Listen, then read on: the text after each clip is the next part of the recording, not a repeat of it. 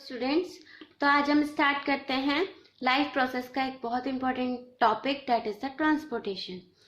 तो जो जैसे हमें पता है, जो ह्यूमन बींग्स और दूसरे मल्टी सेलुलर ऑर्गेनिज्म हैं, सबको क्या चाहिए? रेगुलर सप्लाई चाहिए। किसकी? फूड और ऑक्सीजन की रेगुलर सप्लाई चाहिए। क्यों? क्योंकि एज यू नो, हम पीछे पढ़ चुके हैं पहली वीडियो में अबाउट द रेस्पिरेशन। रेस्पिरेशन में डाइजेस्टेड फूड था, उसमें ऑक्सीजन रिएक्ट हुई तो हमें एनर्जी मिली, CO2 रिलीज और वाटर रिलीज हुआ। बस वही है कि अब उनको एनर्जी पाने के लिए, जो मल्टी सेलुलर ऑर्गेनिज्म है, उनको एनर्जी पाने के लिए क्या करना पड़ेगा? फूड और ऑक्सीजन की नीड पड़ेगी।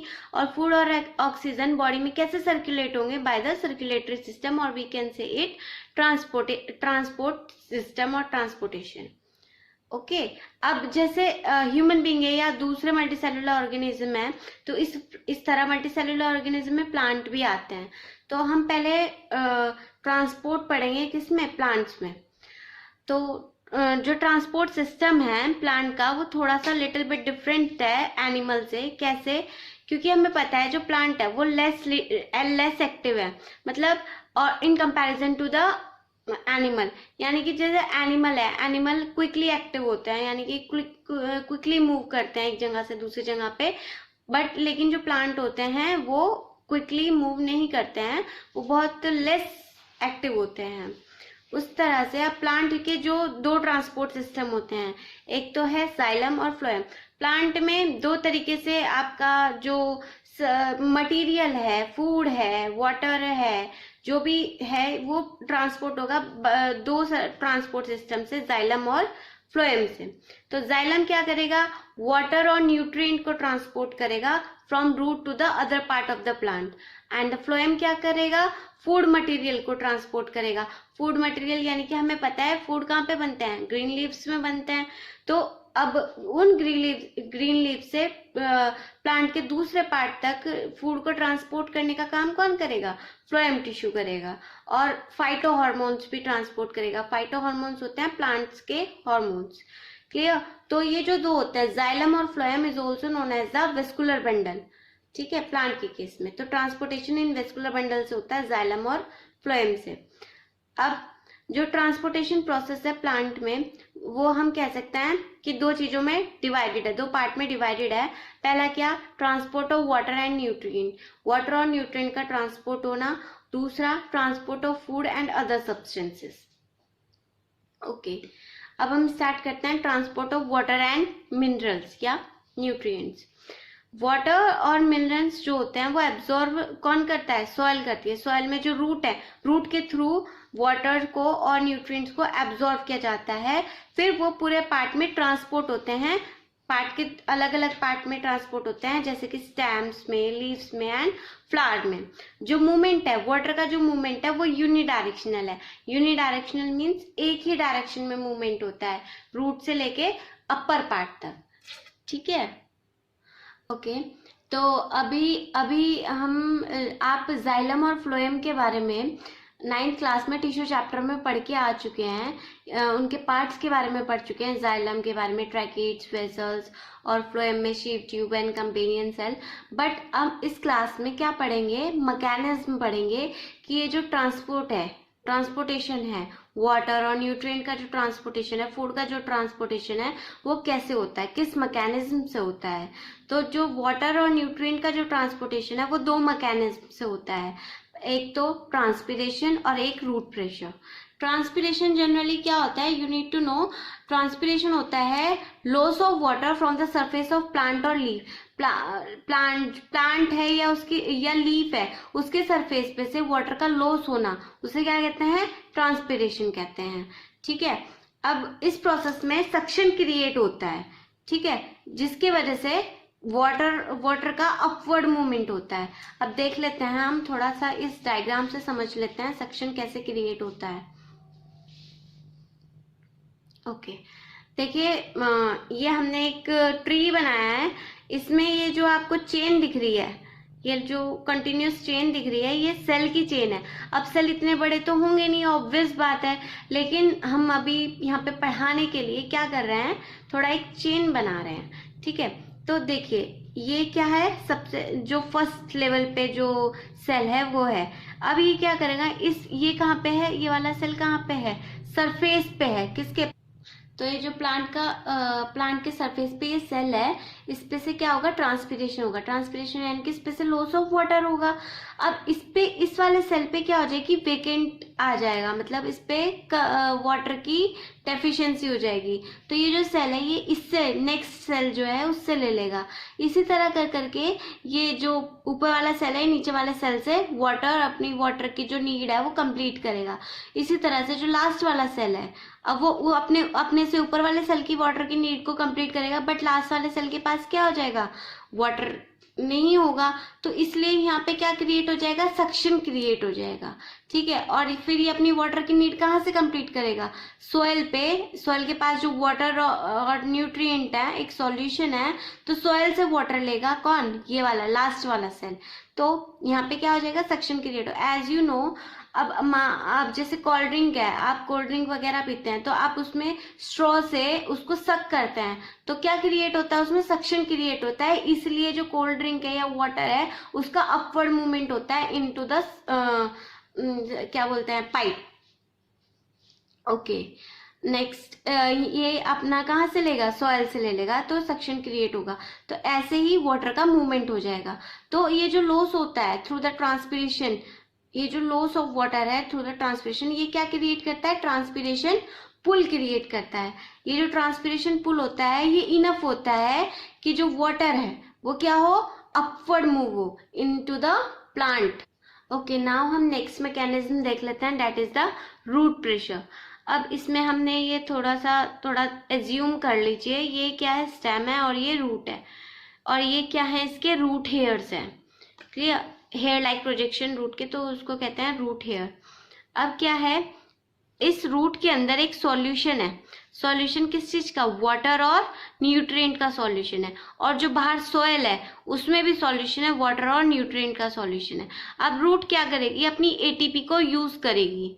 ठीक है, एटीपी यानी कि मैंने बताया था एनर्जी करेंसी। तो रूट क्या करेगी, अपनी एटीपी को यूज करेगी, और जो बाहर से सॉइल पे से जो न्यूट्रिएंट है और जो मिनरल्स हैं और जो आयंस हैं उनको एब्जॉर्ब कर लेगी। जैसे ही जो आयंस है वो एब्जॉर्ब करेगी रूट अपनी एटीपी यूज करके, तो जो कंसंट्रेशन है वाटर की, क्योंकि देखो आयंस क्या है, एक तरीके से जब आयंस की कंसंट्रेशन बढ़ती है तो इट मीन सॉल्यूशन। आपको पता है सॉल्यूशन जो है वो किस किस चीज से मिलके बना है, सॉल्वेंट और सॉल्यूट। तो यहाँ पे सॉल्वेंट क्या है, वाटर, और सॉल्यूट क्या है, आयंस और मिनरल्स। अब क्या हुआ, जब रूट ने अपनी एटीपी यूज करके सॉइल से जो मिनरल्स हैं उनको एब्जॉर्ब कर लिया, तो रूट के अंदर जो सॉल्यूट का कंसंट्रेशन है वो इंक्रीज हो गया। अब सॉल्यूट का कंसंट्रेशन इंक्रीज हो गया तो वाटर का कंसंट्रेशन कम हो गया। तो इस वजह से क्या होगा, वाटर का कंसंट्रेशन डिक्रीज हो गया, जिसके वजह से वो जो वाटर है वो अपनी surrounding, as you know the process of osmosis क्या होता है, द वाटर और solvent move from high concentration to the lower concentration through semi permeable membrane. तो जो वाटर है वो अपनी हाई कंसंट्रेशन में से, मीन्स सॉइल में से कहाँ पे ट्रांसफर हो जाएगा, इस रूट में ट्रांसफर हो जाएगा, हाई टू लो ट्रांसफर हो जाएगा bye the process of osmosis. अब आपको पता है रूट ने अपनी एटीपी यूज की है for the absorption of ion, तो इसलिए ये कौन सा ट्रांसपोर्ट होता है, एक्टिव ट्रांसपोर्ट होता है। जो रूट प्रेशर है उसमें कैसा ट्रांसपोर्ट हो रहा है, एक्टिव ट्रांसपोर्ट हो रहा है। ओके, नाउ अब हम पढ़ते हैं ट्रांसपोर्ट ऑफ फूड। ठीक है, अभी हम पढ़ के आ चुके transport of water and minerals. अब हम पढ़ रहे हैं transport of food in the plant. जो प्लांट के केस में जो ट्रांसपोर्ट ऑफ फूड है उसे क्या बोलते हैं, ट्रांसलोकेशन बोलते हैं। फूड जो होता है प्लांट के अंदर जब सिंथेसिस होता है तो वो किस फॉर्म में होता है, ग्लूकोज की फॉर्म में सिंथेसिस होता है, और जब ट्रांसपोर्ट होता है from one part two the another part तो सुक्रोज की फॉर्म में ट्रांसपोर्ट होता है। और जब वो जो ग्लूकोज है या जो सुक्रोज है जो यूज करना है, जो ग्लूकोज जितना प्लांट ने यूज किया उतना यूज किया, जो बाकी का एक्स्ट्रा ग्लूकोज बचा है वो स्टोर होगा in the form of starch. Clear, अब हम थोड़ा सा इस डायग्राम के थ्रू समझ लेते हैं कि इस डायग्राम में क्या है, that is the trunk, we can say it, और यहाँ पे क्या है, ये लीव्स हैं इसकी। लीव्स ने क्या किया, फूड बनाया, यानी कि सुक्रोज बनाया bye the process of photosynthesis. अब इस पार्ट के पास क्या है, सुक्रोज प्रेजेंट है, लेकिन अब अभी सुक्रोज की जरूरत इस पार्ट में है, यानी कि नॉन ग्रीन पार्ट में है।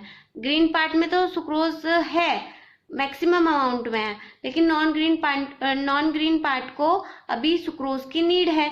तो यहाँ तक कैसे ट्रांसपोर्ट होगा जो सुक्रोज है।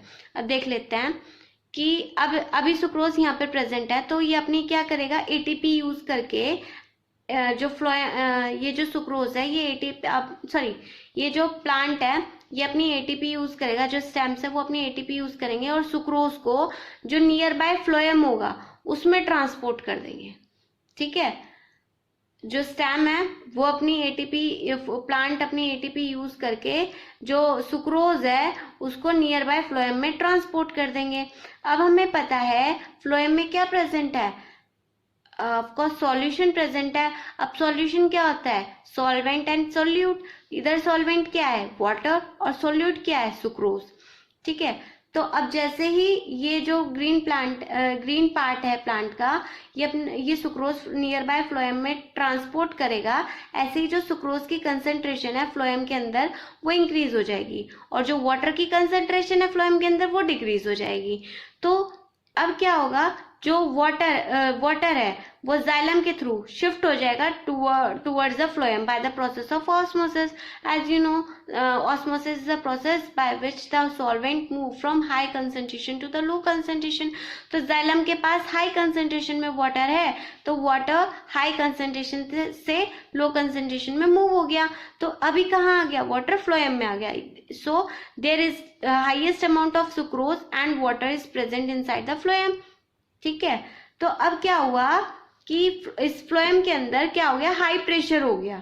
ठीक, क्योंकि सॉल्यूशन क्या है, ज्यादा अमाउंट में, ज्यादा कंसंट्रेशन में, इसलिए इसके अंदर हाई प्रेशर हो गया। अब क्या होगा, उसको ट्रांसपोर्ट होना है कहाँ पे, जहाँ पे नॉन ग्रीन प्लांट के पास, जहाँ पे कोई सुक्रोज कोई वाटर नहीं है, अब वहां पे क्या है, लो प्रेशर है।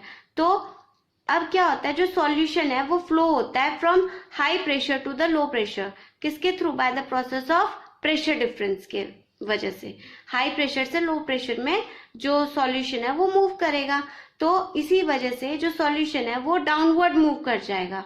ठीक है, तो जो सोल्यूट है, मींस जो सुक्रोज पार्टिकल है, उनकी भी टेंडेंसी होती है हाई कंसंट्रेशन से लो कंसंट्रेशन में जाने की bye the process of diffusion. तो इस वजह से जब वो कहाँ पे, फ्लोएम में प्रेजेंट है, हाई कंसंट्रेशन में प्रेजेंट है, तो उनकी टेंडेंसी क्या है, हाई टू लो जाने की। तो इस वजह से जो ये सुक्रोज है वो ऊपर से नीचे नॉन ग्रीन प्लांट में ट्रांसफर हो जाएगा, और नॉन ग्रीन प्लांट को भी फूड मिल जाएगा for their basic need. Okay students, इस वीडियो में हम ट्रांसपोर्ट इन प्लांट्स पढ़ चुके हैं। अब आने वाली नेक्स्ट वीडियो में हम पढ़ेंगे transport in animals. Okay, thank you.